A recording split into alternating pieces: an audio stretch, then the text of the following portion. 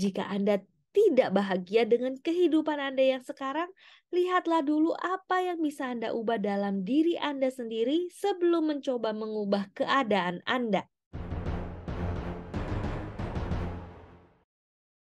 Failing Forward, mengubah kegagalan menjadi batu loncatan, by John C. Maxwell. Bab ke-8, bagian ketiga. Siapakah orang yang membuat kekeliruan-kekeliruan ini? Siapakah orang ini? Salah satu kisah terbesar tentang perubahan yang saya ketahui sendiri adalah menyangkut seseorang yang sangat dekat dengan saya dalam perusahaan saya di Enjoy Group. Sementara saya menulis buku ini dan sedang memikirkan kisah siapa yang harus saya ceritakan dalam bab ini, asisten saya Linda menyarankan bahwa mungkin kisahnya akan membantu Anda memahami dampak mengubah diri sendiri terhadap hidup Anda. Jika Anda pernah mendengar langsung saya berbicara, maka mungkin Anda pernah mendengar saya membicarakan Linda. Saya yakin bahwa Linda adalah asisten eksekutif terbaik di Amerika Serikat. Namun dulu saya tidak berpikir demikian. Beberapa tahun yang lalu, kami mengalami saat-saat sulit dalam hubungan kami. Dan fakta bahwa kami terus bekerja sama hingga sekarang adalah bukti kuat tentang kesediaan dan kemampuannya untuk memeriksa diri sendiri, mengadakan perubahan-perubahan dalam hidupnya, dan menjadi orang yang diidamkannya. Linda mulai bekerja untuk saya pada pertengahan tahun 80-an, ketika saya memimpin Skyline Church di San Diego sebagai pendeta senior. Ia bekerja di Departemen Keuangan bersama Steve Baby, CFO kami. Kira-kira pada saat itulah saya membentuk Enjoy Group dengan bantuan teman staf kami, terdiri dari beberapa sukarelawan termasuk Linda serta suaminya Patrick. Setelah Linda bekerja pada saya beberapa lama, saya mengundangnya ke konferensi baru tempat saya mengajar di California Selatan. Selama jalannya konferensi, Linda sadar bahwa ia merasa terpanggil untuk bekerja pada saya di Enjoy, membantu saya memperlengkapi para pendeta untuk menjadi pemimpin yang lebih baik.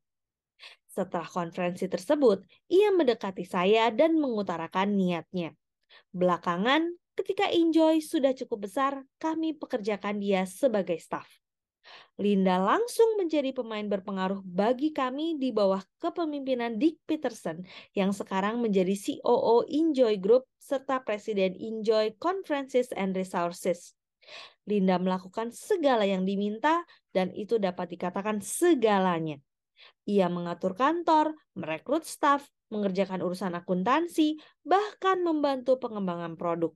Dengan semakin besarnya organisasi kami, ia memikul tanggung jawab yang semakin besar. Menjelang awal tahun 90-an, ia sudah menjadi tangan kanan Dick. Tiba-tiba, suatu hari Linda mengundurkan diri. Ia memberikan surat pengunduran dirinya 2 minggu sebelumnya, lalu menghilang. Ia tidak memberikan penjelasan apapun. Ia pergi begitu saja. Dick dan saya sangat terkejut saat itu.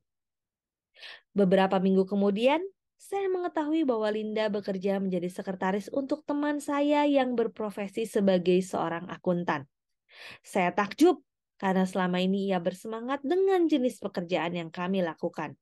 Saya yakin ia tidak akan senang hanya mengetik surat serta melakukan pekerjaan sederhana berupa memasukkan data ke komputer. Lalu terjadilah sesuatu yang bahkan lebih mengejutkan lagi. Saya mendengar Linda bersikap sangat negatif terhadap saya dan Enjoy. Ia tidak jahat, namun komentar-komentarnya tidak benar. Hal itu membuat saya sedih karena saya selalu menyukainya. Sementara itu, waktu terus berjalan. Dick mempekerjakan seseorang untuk menggantikan Linda dan perusahaan kami terus berkembang. Kira-kira 8 bulan kemudian, saya ditelepon dengan kabar bahwa Linda ingin berjumpa dengan saya.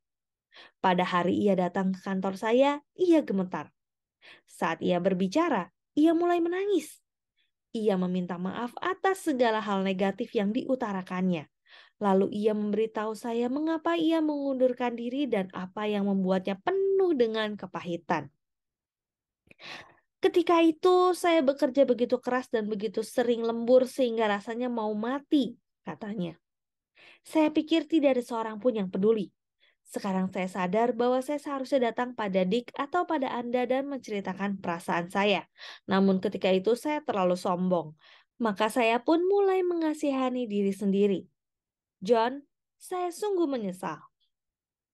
Linda melanjutkan bahwa hanya dalam waktu 1 bulan di tempat kerjanya yang baru, ia sudah sadar bahwa ia telah membuat kekeliruan besar.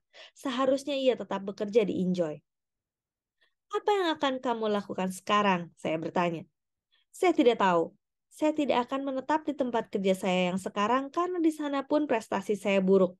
Saya rasa saya akan mencari pekerjaan lainnya. Anda mau mempertimbangkan kemungkinan kembali bekerja di Enjoy? Saya bertanya. Apakah Anda merasa dapat mempercayai saya lagi? Ia balas bertanya. Saya tidak tahu, kata saya ketika itu. Belakangan hari, Dick memberitahu saya bahwa Linda juga telah menemuinya dan minta maaf kepadanya. Ia juga meminta maaf pada pemberi kerjanya ketika itu. Dick dan saya membicarakannya dan ia menawarkan untuk mempekerjakan Linda kembali, namun dengan kapasitas yang berbeda. Satu-satunya posisi yang tersedia ketika itu hanyalah menjawab telepon masuk serta membalas surat-surat.